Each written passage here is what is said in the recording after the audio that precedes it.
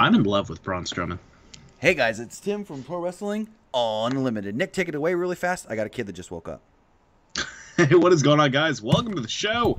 Bit of an early exit for Tim. He just has to go take care of something real quick. So it looks like it's just me for a minute. This is not awkward at all, but I hope you guys are doing very, very well today. It's another Monday, March 26th, 2018. We're going to be recapping Monday Night Raw. And I'm opening up the chat here on my end. My computer's acting extremely slow today, and it's upsetting me. How are you guys doing, though? I hope you guys are doing good today. Hope you all had good days. I'm back to be on the show. I'm sorry I wasn't here last night for the Strong Style Evolved recap. I wish I was there. Avion Epps, what is going on, dude? Welcome to the show. I'm back. All right, thank God. I've never had to carry that on my own. That was so challenging. It's all good. It's all good. It's all good. Well, for the people that don't like me, they're going to hate the start of this show. Oh, well. So tonight was Monday Night Raw. It was not a bad show. Nothing super notable other than Roman got his ass whipped again. Sasha already. Hey, Nick, where's Tim? Sasha and Bayley had a nice little brawl backstage. Ronda Rousey was kind of offered a spot in Absolution and then kind of destroyed Absolution. So, yeah, let's just run it down. Yeah. So Monday Night Raw starts off with Paul Heyman and Brock Lesnar coming out. And the first thing you hear Michael Cole and Corey Graves start talking about is everybody asks every week now, is Brock really going to show up even though he's advertised? Well, he's just going to kick off the show this week. So it's like, okay, good. Whatever. He just wants to get his shit done and get out of there, basically. I mean, God, that's what I feel when I show up to work. I showed up to work today. I started at 1 o'clock today. Didn't even know I worked. Went into work. The minute I clocked on, I was like, I cannot wait for my 15 and then to go home immediately. And I felt awful. Like my manager was so mad. All right. So Lesnar and Heyman come out, get a good reaction. Heyman showed highlights of Reigns getting beat up last week by Brock Lesnar. He then said that Roman Reigns' suspension has been lifted. And when he said that, the crowd kind of popped. And I was like, whoa, this is working. Then he goes on to say that Reigns was raised by WWE Hall of Famers like his father Sika and his uncle Afa and the rest of the family to be a badass, to wrestle, and to win. But it was a shame that he didn't raise Reigns to be a man, because a man would be in Cleveland tonight. He said, for someone that keeps calling out Brock Lesnar for not showing up, why isn't Reigns coming out right now to face Brock Lesnar face-to-face? He then looked like he was going to end everything, and he goes, you know, this is Brock Lesnar, the Universal Heavyweight Undisputed Champion, Brock. And then the whole crowd just goes, Lesnar. I love when the crowd does that. I love when the crowd really gets behind me. Right, and so at first you think, oh, Heyman was kind of taken aback because the way the crowd chanted that at the end. But then all of a sudden the crowd pops, and it's because Roman is coming through the crowd from like good the old opposite Raymond direction. No. Everybody loves Roman. Oh, I have a shirt idea. So, oh Lord. So Roman's coming through, but he's coming through like the opposite side where the hard camera is, so you don't see. Because you know how before when they do the Shield entrance, it was on the hard camera side where you could see him coming down. Well, he comes through the crowd on the opposite side, so the crowd starts going nuts, and Brock and Heyman are standing in the ring, kind of like awestruck or whatever, and you're like, what the hell's going on? Finally, the camera flips around, and you see Roman in the crowd coming through. So as he comes to ringside area, he does grab a steel chair. Brock Lesnar starts to get out of the ring. Roman runs at Brock with a chair, but Brock mows him down. Just clotheslines him straight to the ground. The two brawl before Roman finally gets the advantage on Brock at ringside. He hits Brock with at least 4, maybe 5 steel chair shots, bending the steel chair over, like literally the last time we see him hit the chair on Brock, he picks it up and the whole top of it's just folded. He was hitting Brock that hard. So it's then pretty intense. He's got Brock on all fours. He goes to run around the ring, jumps off the ring steps to hit the Superman. Brock catches him on the outside and hits him with the perfect belly-to-belly suplex to the outside on the outside. I love the belly-to-belly suplex is so underrated. And for Brock to just throw somebody the way he did, like he threw Roman with ease, and Roman is easily as tall, if not an inch or two taller than Brock Lesnar. That's some scary strength. Uh-huh. I really hope this makes people genuinely excited for that Mania match. Because I know I'm excited. Yeah, we've seen it. But I think it's going to be fun. All right. So Brock's got control at this point. He goes and grabs the steel steps. He throws the steps into the ring. He throws Roman into the ring. He beats Roman down with a steel chair. Then they do the same thing they did from last week. He goes to walk off.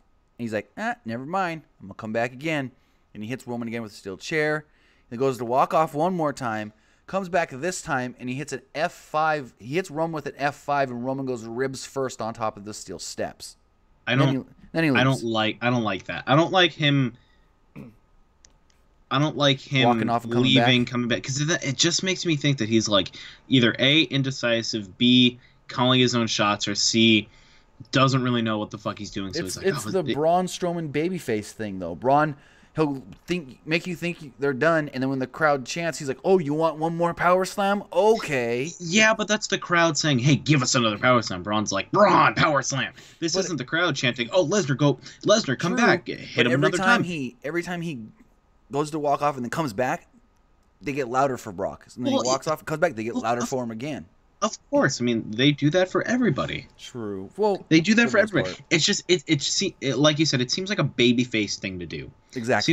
It seems like something that guys like only Braun should really be allowed to do, because he can get that natural reaction as a babyface. People being like, "Oh yeah, he's going back to kick more of the bad guy's ass." Right. So they go to commercial, and when they come back, the cameras are showing Roman Reigns walking up the ramp, and they were like, "Roman Reigns, he's walking out of here on his own, or by his own power. He's whatever." I'm just like, okay, that's kind of ineffective to say it like that, because it's not like anybody came down to try to help him. It was literally, you walk off on your own, or you're just going to lay there for the rest of the show. So saying, "Oh, he's walking off on his own power," cool. But it kind of defeats the purpose of saying that unless he was like fighting off the help. You know what I mean? Exactly. It's not like he was like, "I got this." He was just like, "Well, no one came here to help me." So maybe he's gonna break another U.S. Marshal's jaw. Oh, apparently he didn't. Yeah, that's true. Anyways, so then we had Nia Jax versus Mickie James with Alexa Bliss at ringside. Mickie James pounded on Jax's right knee using a chop block after Bliss tried to interfere on the floor. Finish came with James as she went to the top rope, but Jax picked her off the top rope, pressed her with a Samoan drop down to the mat, pinned her 1, 2, 3. Post-match, bless you.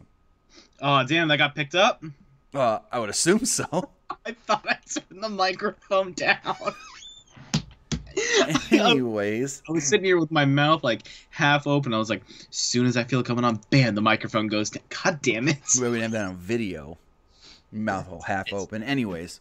Damn it. Anyways, all right. After the match. Ooh, wrong screen. After the match,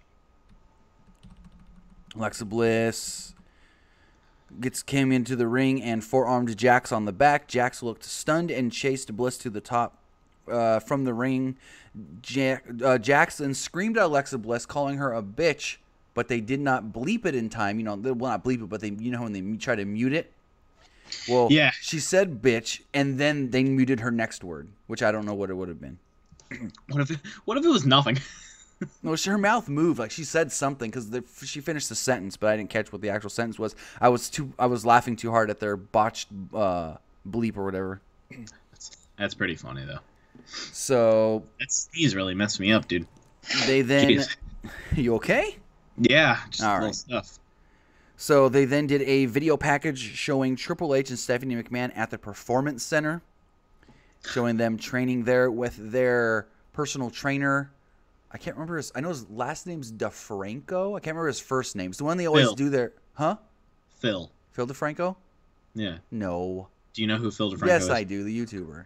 Okay, just making sure. Anyways, it's the guy they always do their midnight workout sessions on Twitter and Instagram with. Anyways, so he was there, and Triple H said that this wasn't judo or MMA. This was their world. Triple H said people can look at them and everything. They have to think... People think they just got things handed to them, that Stephanie was here because she's Vince's daughter, but it has nothing to do with that. Oh, Joe DeFranco.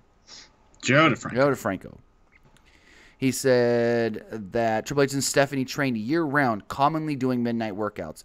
We got Triple H doing box jumps and tossing around a medicine ball. Stephanie was training like Dana White, getting ready to box. Let's see. Stephanie said Rousey looked vulnerable last week, and she doesn't have any clue what she's getting into. Stephanie said that she's ready to exploit Rousey's arrogance. Sounds dirty.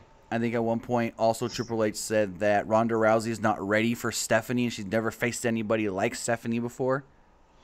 No, it's not like she almost snapped your arm off. Right. They then showed Triple H beating Angle several times during Angle's original WWE run from 1999 to 2005. Stephanie said Rousey doesn't scare her because she's a McMahon, which means that she'll do the job for her. Stephanie said that they will humble Rousey just the way they've humbled every other WWE superstar.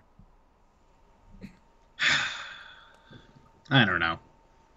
I mean, clearly, Ronda and Kurt have to walk away with the win. They have to.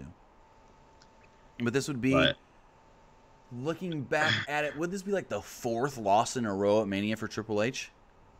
Something like that. Does it matter? No, I guess not. For Triple H, because he goes away for a while, he'll get the world's biggest pop when he returns. Yeah, I mean, very true. Shawn lost a lot at Mania. Who else has a pretty bad WrestleMania streak lately? Well, actually, Wyatt? I think it was WWE just put out a video about number of losses for Mania. Triple H, I think he has the most losses, but he almost has the same amount of wins at the same time. It's like 13 losses and 12 or 11 wins, something like that at Mania. So, who knows, man? We then had a Cruiserweight tag team match, which I was shocked about because we haven't seen Cruiserweights on Raw in quite a few weeks. Now, let me just tell you, but before you go into this, sure. There's a lot of people that are like, oh, 205 Live sucks, oh, blah, blah, blah, it's not fun at all, blah, blah, blah. It is now. I really hope that people that said that also tuned into Raw tonight, watched this, and they saw just how good this Cruiserweight division is, minus TJP because I hate him, but just how good the Cruiserweight division is. Well, see, here's the thing. If you're not advertising 205 Live really on either Raw or SmackDown, people aren't going to watch it because they're just going to think it's the same old 205 Live from 2017. So they're like, oh, well, I didn't like the show back then. It was all comedy and stupid slapstick stuff with Enzo and his Zoe train and all that. It's nothing like it was. And if you're not showcasing or even really showing any kind of updated things on Raw or SmackDown and say, hey, this is what we now do on 205 Live. Come check it out at this time on Tuesday. No one really knows. And most people that just don't watch it because they watch everything WWE is just going to think it's that same stuff they were getting in 2017. Now, what's interesting to me is that just like exactly like you said, putting it on Raw, showing people like this is what you will get and more on Tuesdays. If you just go to the network, you probably already have it to watch pay-per-views, and if you don't have it, and if you've never had it, you can sign up for free. And I think if you sign up right now, you'll get Mania too. Yep. So I just think that watch 205 Live. No. Yeah, I get that, and I think they also need to do more in the way of showing what's changed on 205 Live. That it's not just a comedy show based around a comedy character and whatnot. Because it's more like the Cruiserweight Classic was. It's just action and matches with some storyline plugged in here and there. Exactly. Like really, other than the title tournament, the only storyline that is constant over the last month has been the stuff with the Lucha House Party and Tozawa and Natami. Yeah, I'm absolutely okay with it. Everything that's happening. I love 205 Live. I love it to death. I love it. All right, so we had Cedric Alexander and Mustafa Ali taking on TJP and Drew Gulak. It is to be noted that Cedric and Mustafa Ali will be facing off against each other for the Cruiserweight Championship at WrestleMania. It's unknown if that is going to be on the pre-show or the main show. So Drake Maverick was on commentary, and he just talked about how 205 Live has changed, that he's proud of what this title tournament has shown so far, and just talked about how he thinks that that Mustafa Ali and Cedric Alexander could be one of the better matches at WrestleMania. The match goes on. Alexander hit a springboard clothesline on TJP, but Gulak made the save. Ali completely overshot Gulak with a somersault tope. Finish was Alexander gave TJP a springboard kick, but Ali made the blind tag. Alexander gave TJP a lumbar check, but couldn't get the pin because he wasn't a legal man.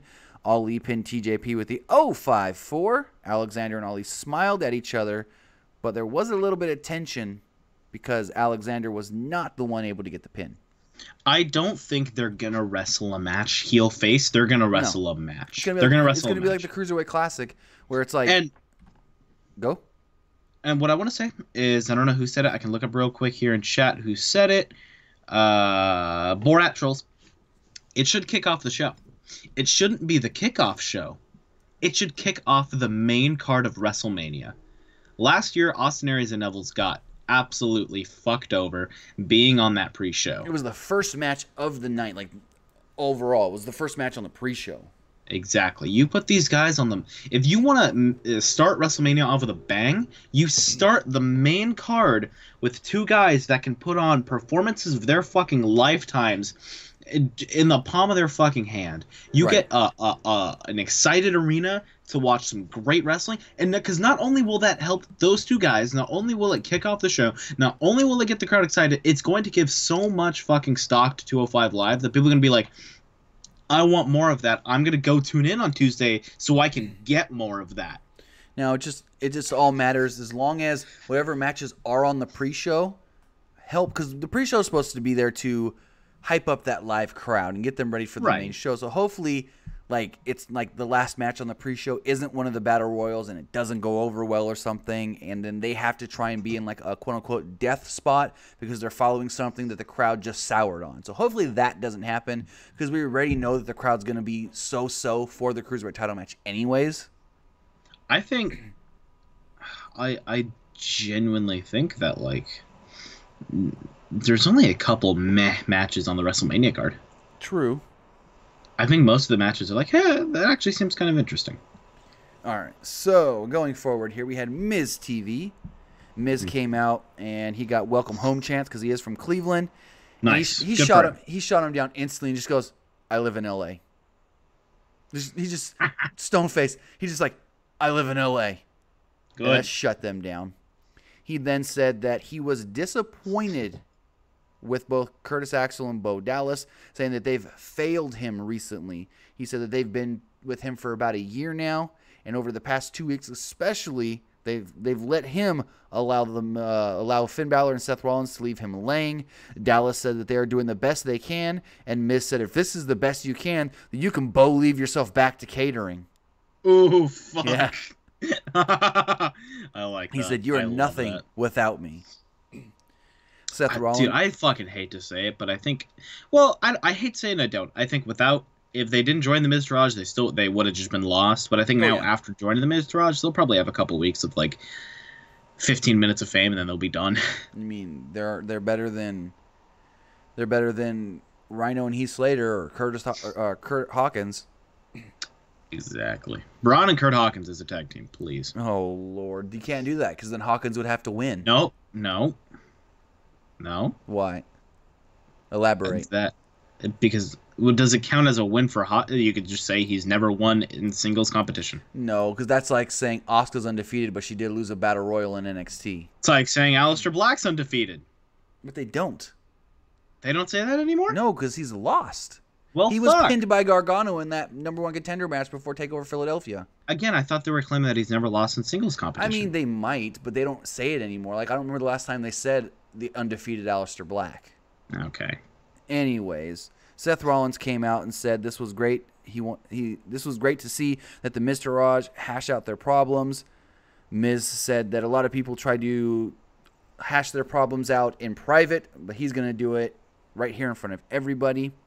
Rollins said Miztourage was feeling unappreciated. He asked The Miz when was the last time Miz thanked them for anything that they've done. Miz wondered if Rollins was just kidding. Rollins said he wasn't, because if it wasn't for the Miztourage, then the Miz wouldn't actually be the Intercontinental Champion right now. Rollins started a Miztourage chant. Miz said the Miztourage knows he is grateful for them, and they should be thankful for him because being with the Miz has elevated their careers. Miz said that even without the Miztourage, he would still be the Intercontinental Champion because he's a huge star. Dallas shot up and said Miz would be a phony A-lister who couldn't fight. Ooh. Rollins asked Dallas to repeat that. Miz asked Dallas to repeat that yet again, and he really didn't say anything. Then, Miz is kind of standing in the ring being surrounded by everybody as Finn Balor comes out, and Miz has got this look on his face like, oh, crap. What's about to happen to me? He's like, am I going to die? Basically. Is this demon going to consume me? He's like, should I have talked crap to Bo and Curtis? Or My only friends. Right. So Balor came out and said it looks like Miz needs some help, and he wanted to. Oh, hold on. Whoa. We got what's this username? Fucking Quigley Johnston. Damn, this show sucks. Why did I click? Yikes, do me a bro. favor. Go ahead and open a new browser. Type in how to not be a fucking piece of shit. Whoa. Read up on that. Whoa. I'll see you later, buddy. Bye. Yikes. Fuck that guy. Okay, then. Anyway, sorry, I just wanted to let that be known. All right, where was I? I don't know. Finn said that Miz looked like he needed some help. Balor claimed that Dallas said Miz was being the biggest jerk he ever met. Dallas said that that's not what he said. He said Miz was a phony, A-lister who couldn't fight. Miz looked stunned as the crowd chanted yes. Miz looked at Dallas in the eyes, muttered, saying, say that again. Dallas started to repeat himself, but Miz slapped him. Dallas wanted a piece of the Miz, but Axel held him back. Miz said he was trying to motivate Curtis or Bo Dallas because he was 34 days away from becoming the longest reigning Intercontinental Champion of all time, meaning he would be better than Randy Savage, better than Shawn Michaels, better than Mr. Perfect. When Miz said that, Axel got mad because you don't talk about his daddy. Crowd didn't seem to pick up on the fact that Curtis Axel and Kurt Hennig's son. There really was no reaction to Axel getting upset. Miz looks like the chat really liked what I said to that guy. Jeez Louise. Looks like it. You guys are welcome. Obsolete. I do it for you. Chris Grimson says, "Nice obsolete mule." Thank you. It's my porn name. Let's see. I lost my spot again. The crowd didn't pick up on that. Miz was remorsed and told Axel that one slipped. I'm sorry. Miz tried to calm everything down by breathing techniques and said Miz TV was now canceled for the night. Goodbye. Miz wanted to leave, but Dallas and Axel got in his face and wouldn't allow him to leave. Rollins and Balor were standing there laughing. Miz said no one wanted to see this. Crowd cheered and chanted they wanted more. Miz backed up right into Rollins and Balor. Then Axel and Dallas jumped Balor and Rollins, showing it was all a ruse all over. And Dallas and Axel tried to set up Balor with the skull-crushing finale, but Carl Anderson and Luke Gallows came out for the save. Dallas and Axel brawled to the back with the Miztourage, with Anderson and Gallows, and it broke down. Miz was left alone in the ring with Balor, who recovered and gave a sling blade. Rollins then tried the curb stomp on Miz, but Miz got out of the ring and left with the Intercontinental Championship. Balor and Rollins looked at the belt, and Rollins, Miz tried to leave with the Intercontinental Championship, but Rollins took it while Balor wasn't looking and held it over his head. And then later on in the night, we did learn that next week it will be Balor versus Rollins on Raw. Oh my god. Okay. Okay. A long segment that it was good, but it was just a little too long. How do you feel about seeing this match again? Good. Miz is going to have to interfere in this one. Yeah, and I mean, it's going to be, I don't know. Because Miz is going to have to be a good match, but I just hope the interference doesn't hinder it too much to where it just slightly affects the outcome, maybe. Because, I mean, what can maybe happen, something like... Because I think what can happen is Miz and Miztourage come down there, but Gallows and Anderson come down quick enough to kind of stop it from hurting the match. Man, they should just do No, they can't do it. Never mind. Because Rollins would be the odd man out. I know what you're going to say. Yeah, they would do a 6-man, but then it wouldn't make sense because it'd be Miztourage, Balor Club, and Rollins. So they would need to add someone to the Miztourage. Exactly. All right, so then when Kane did an interview backstage telling Cena, there are demons you should never call out. Demons that should rest in peace. Kane said Cena wasn't going to Mania because tonight he was going straight to hell. I love when Kane's... God, Kane. Let me... Go. I love Kane. I love Kane.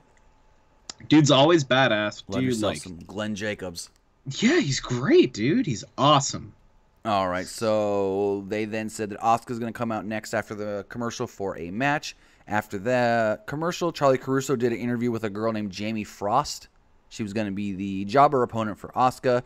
She said that this is apparently on commentary. They said this was her first match ever, I guess. I don't know exactly who she is. And she said that Asuka likes to say nobody's ready for Asuka, but Asuka's not ready for me because she's never seen what I can do. Match lasted 60 seconds when Asuka knocked her out with a roundhouse kick and pinned her. No, 30 seconds, not 60 seconds. More like 30 seconds. Jesus Christ. So then Michael Cole goes, I know last week I said before this even happened that I apologize. And Corey Graves is like, Cole, shut up. You don't need to say this again. Don't belittle Ultimate Deletion. And then they kind of recapped Ultimate Deletion. It was funny because they were showing clips from, like, screenshots from Ultimate Deletion. And they were showing Senior Benjamin kind of like, I guess he was trying to look for Bray Wyatt's body in the Lake of Reincarnation. And Michael Cole literally goes, hey, who's that guy standing over there?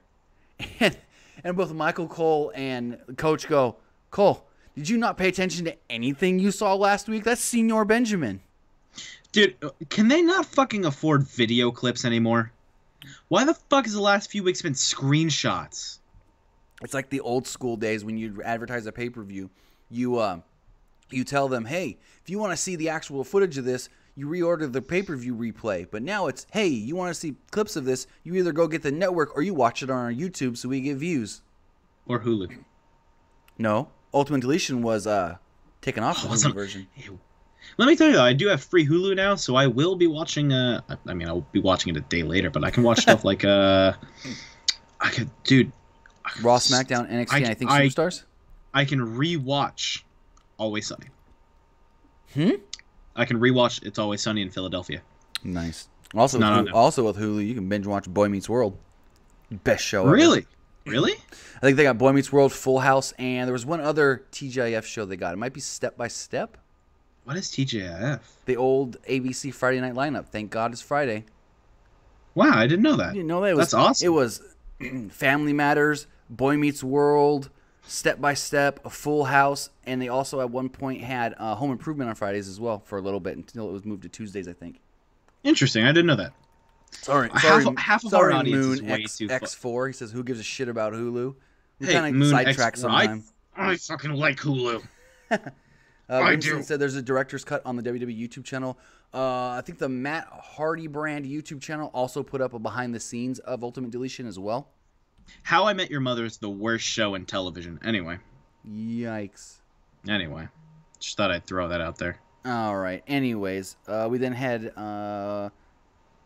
Matt Hardy declared that he was going into the men's battle royal for the Andre the Giant Memorial Battle Royal. Cool. So that's his WrestleMania plans. Yep. Fine with me. I got a question for you. So John Cena was always like, I don't have a direction for Mania. I don't have a road. I can't make it to Mania. Okay. Is John Cena too good to know about the Andre the Giant Memorial Battle Royal where you just declare that you want to be in the Battle Royal? Because if Cena really wanted to, he could have just been like, well, I don't have a high-profile match, so I'm going to declare I'm in the Battle Royal. I like this. I like he's talking to people backstage. He goes, looks like I do not have a road to WrestleMania. I apologize.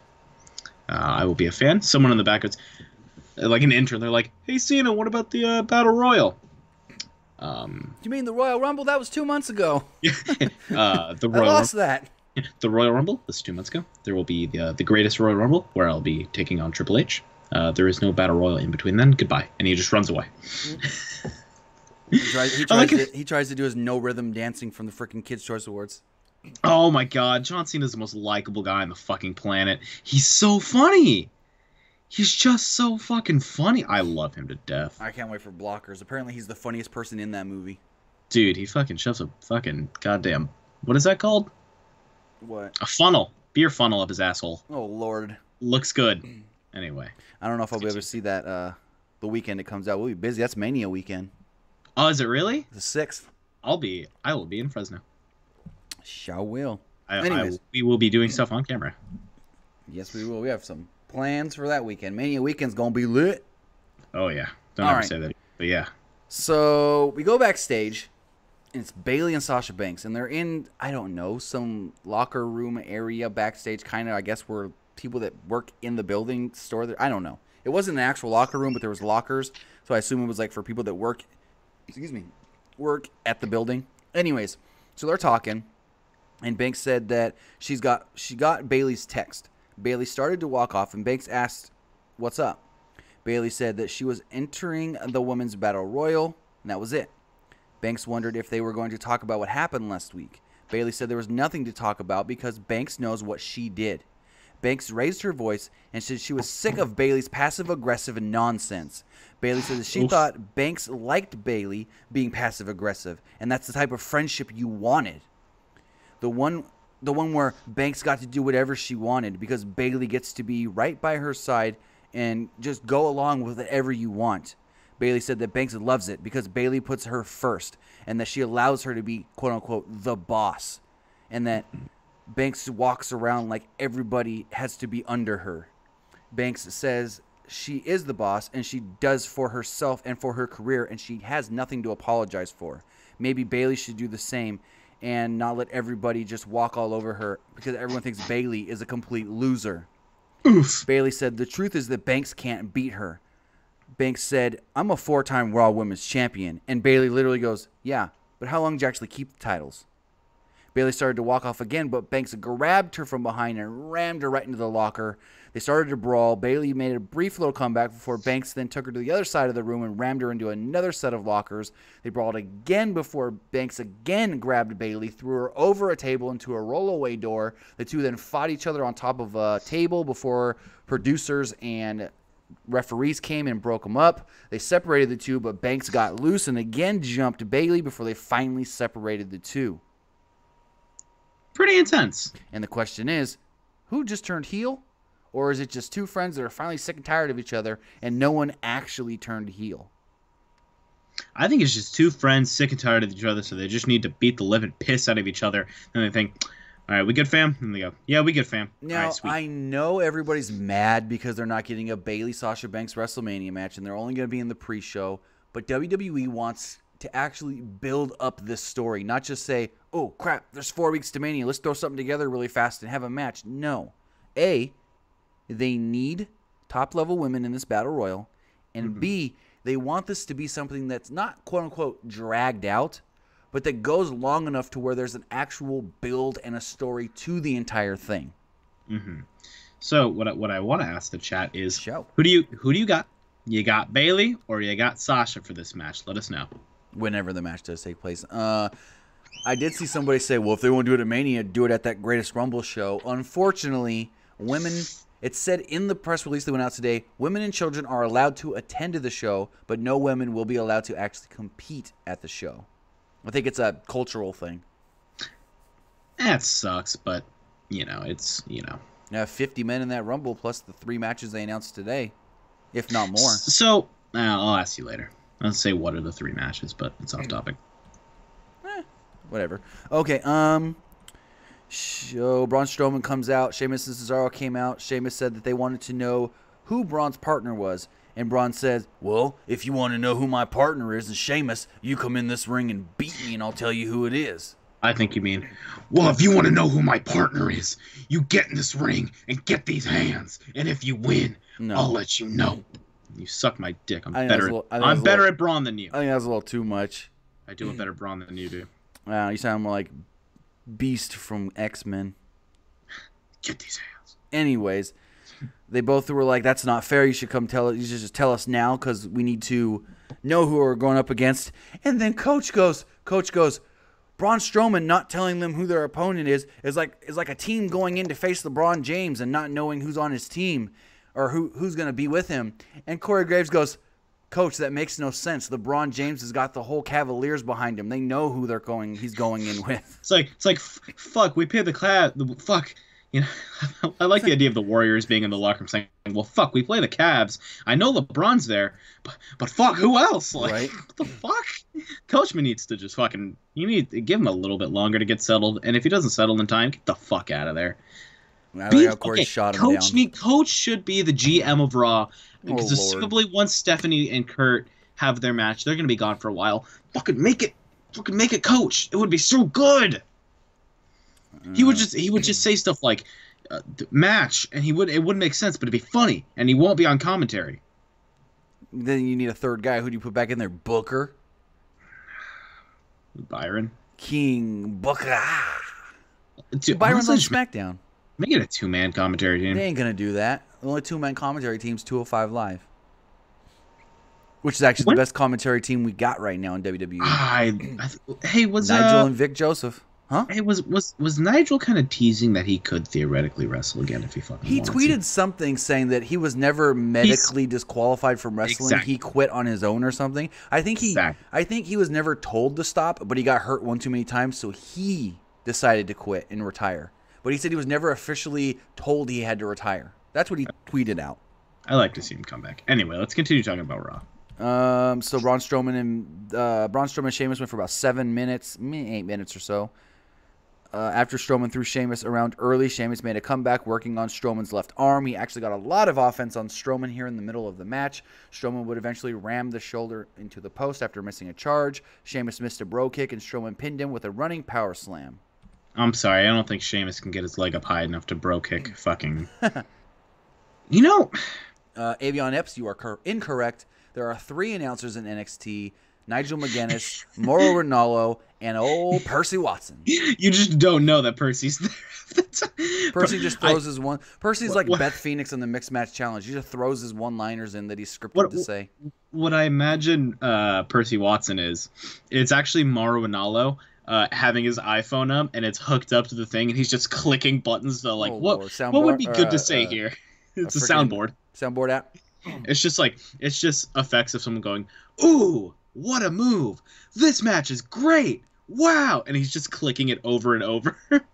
Or when he's like, or his usual line on next thing, he's like, oh, and the Street Profits are lit again tonight with the crowd.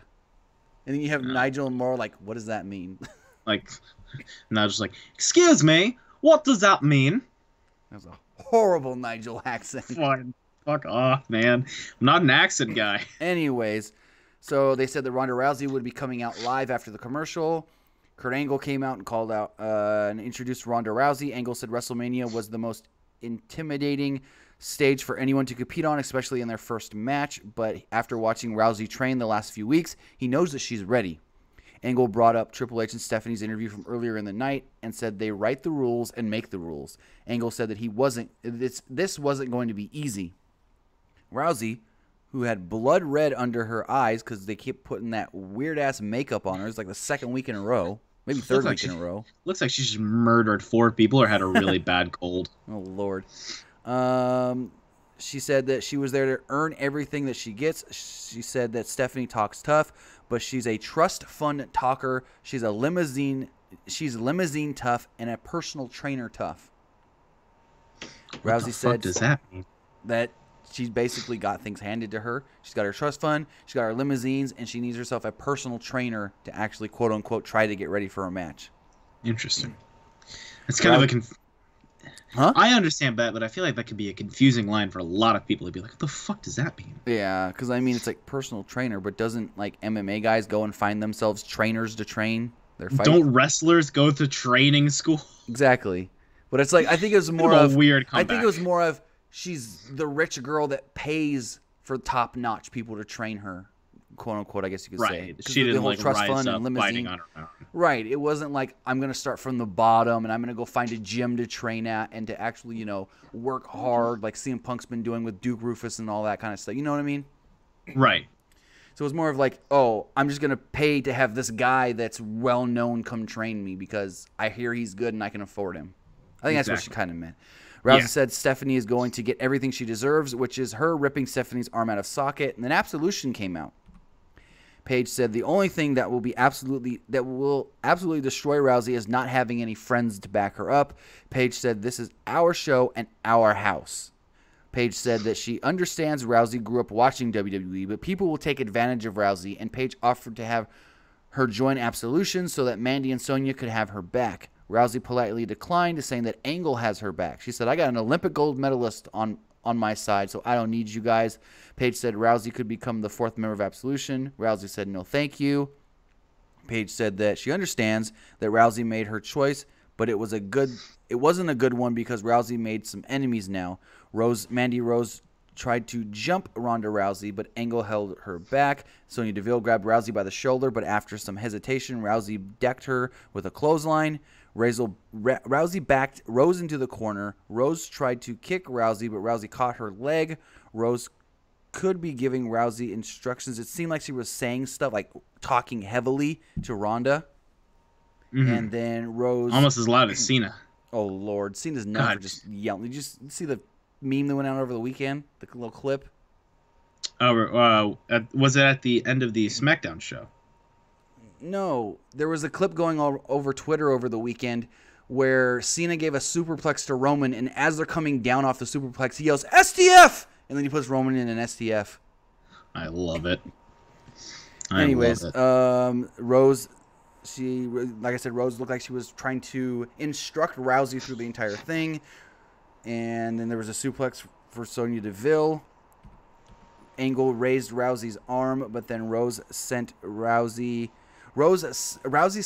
was coming at her, and she gave her a perfectly timed throw. Rousey held Rose down for the arm bar, threatening to break her arm, but Kurt told her to stop. It was an all-right segment. I mean, it was basically it was almost basically the same thing they did with the Dana Brooke thing last week. Like, it was very, very similar, with someone coming out and saying, "Hey, this is my ring. You don't deserve to be here yet," and then Ronda beating him up. Exactly. We then had Gallows and Anderson versus the Miztourage. Anderson gave Axel a boot of doom, but Dallas made the save. Axel went for the perfect plex, but Anderson escaped with a flying neckbreaker off the top rope. Gallows pinned Axel after the Magic Killer. It's a match. About 5 minutes long. Elias was then shown in the back, said he was coming out for a performance. Elias said, "In this kingdom of madness, there are those who walk and those who don't walk yet. But in 13 days at WrestleMania, he will give the greatest performance of his life." Elias claimed he sold out Madison Square Garden last weekend, so coming to Cleveland is just a huge disappointment. He was embarrassed to be there tonight, but he's friends with LeBron James, and LeBron told him the same thing. When he returned to Cleveland, he felt like he should have gone back to Miami. Elias claims that his buddy LeBron may actually leave soon. Elias sang a song about how WrestleMania was on the horizon, but he's stuck in this bum of a town. The only thing that would be more embarrassing is being a member of the Cleveland Browns. Rhino and Heath Slater then came out and interrupted.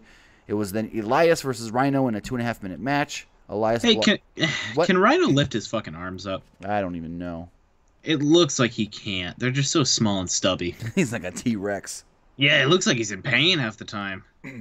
Elias blocked a charge from Rhino with a knee, followed by a clothesline, and got the pin with the drift away. Post-match, Elias jumped Slater and gave him a drift away as well. I like the drift away. It's pretty cool. We then learned, as I said earlier, next week it will be Rollins versus Balor. Also, Angle and Rousey will go face-to-face with Stephanie and Triple H, as next week is the Raw go-home for WrestleMania.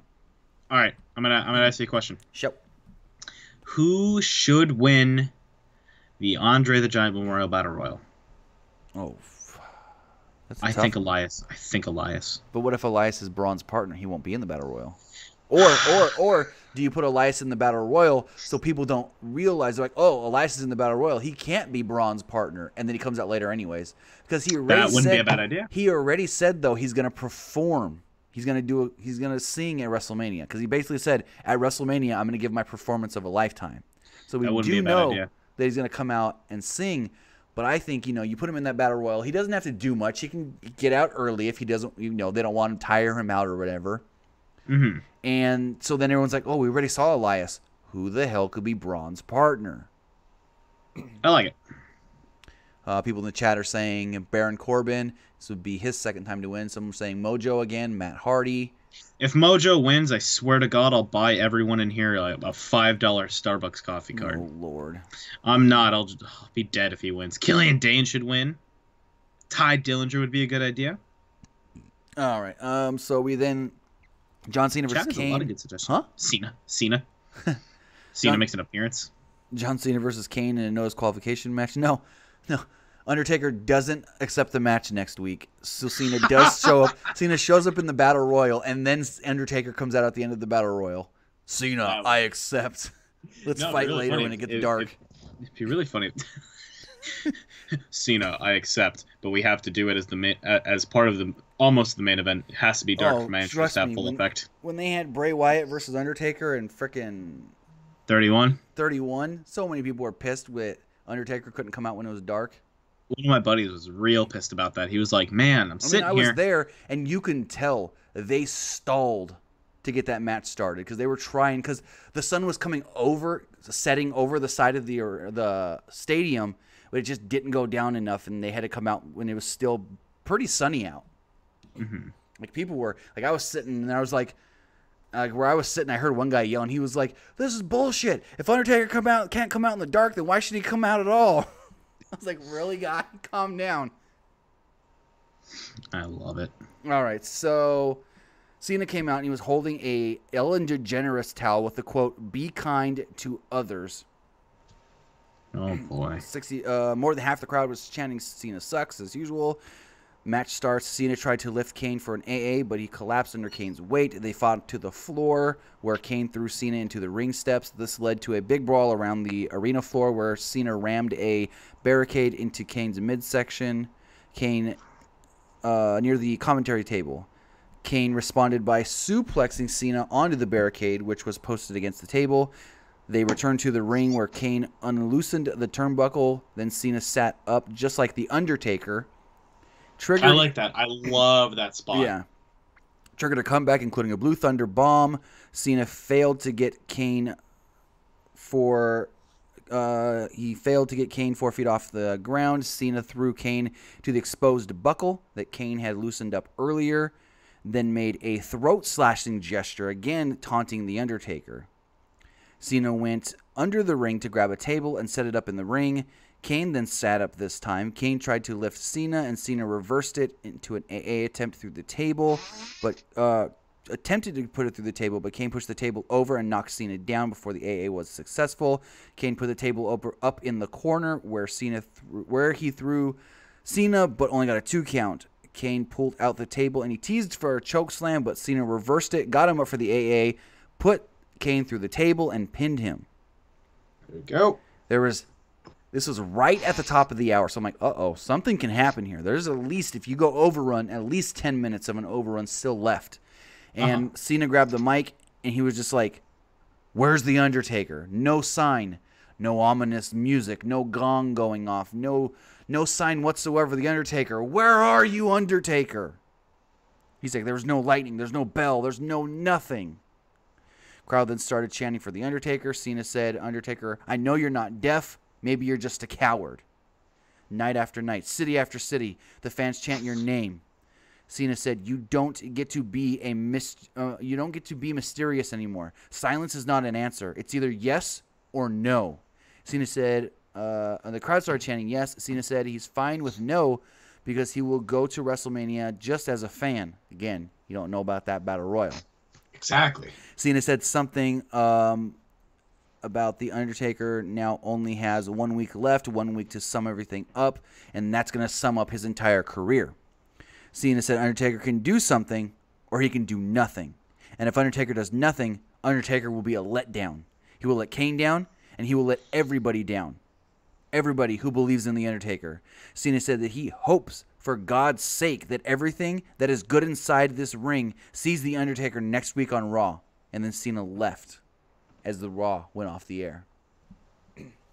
I'd imagine go home Raw, you see Taker. Or they do like the Bray Wyatt thing, and you don't see Taker, and it's just on the screen. I accept for Mania. I like it.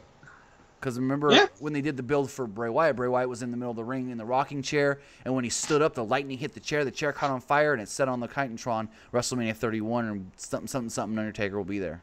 Mm-hmm. I mean, Undertaker technically doesn't have to show up, but they can have his spirit of The Undertaker, accepted. So I don't know. We'll have to wait and see. Exactly. A lot of people were disappointed that he didn't come out tonight. Here's what you do. You have Kid Rock come out, and he says, "My name is Kid," and The Undertaker accepts your challenge. Unfortunately, we don't have Paul Bear because that would have been perfect for Paul Bear to come out and be like, John Cena, the Undertaker is coming for you at Mania, Cena. It would have been perfect if Paul Bear was still alive. Yeah, it would have been perfect if you didn't fucking do it. Because you never have to see the Undertaker until WrestleMania, but you have Paul Bear, who's always been that force for the Undertaker at times. He's also dead. I'm just saying it would be cool. Shut up. Ghost. They could just use his voice. I'm sure they have a voice recording of him saying John Cena. Doubt it. Anyways. Somewhere. The spirit of Paul Bear accepts for the Undertaker? Yeah. You know there's somebody backstage that can do a good Paul Bear impression. It's not that hard. With the amount of editing you could do, why not? Right. But that was Monday Night Raw. Thank you guys so much for tuning in to this Monday Night Raw recap. If you enjoyed it, we do them every Monday. And if you want to hear a SmackDown one, we'll be doing it on Tuesday as always. SmackDown and 205 Live, if Nick watches it. Or if I watch it. Sometimes I get to, sometimes I don't. Hopefully. But with that, you guys, you could follow me on Twitter at PW_Armstrong. You can follow us on Twitter at PWUnlimited, Facebook at Facebook.com/Pro Wrestling ULTD, right here on the YouTubes and the Instagram at Pro Wrestling Unlimited. And one last one, if you head over to ProWrestlingTees.com/PWUnlimited, go buy a shirt. If you do, we have something planned very special for Mania, hiccups for WrestleMania. Huh? If we can, I will tell you about it later, Tim. We talked about it earlier. But thank you guys so much for tuning in. I love you guys so much. Tim, do your thing. All right, so you can find me on Twitch and Twitter at TimmyBuddy. And, of course, if you guys did watch last night's Strong Style Evolved but didn't hear our recap of it, I was live last night talking Strong Style Evolved. A great show. And also, for all you parents out there, if you haven't seen it yet, if you got kids that love wrestling and haven't come up with an idea for their Easter basket yet, go on our channel and check out the do-it-yourself WWE-themed Easter basket I put together over the weekend. Video is up there. It's about 3.5, 4 minutes long, so go check that video out as well. If you do got some kids, or you don't got kids, but you got like nieces and nephews or friends with kids that like wrestling, and you need some Easter ideas, go check it out. Yep. Bye, guys. Have a good night.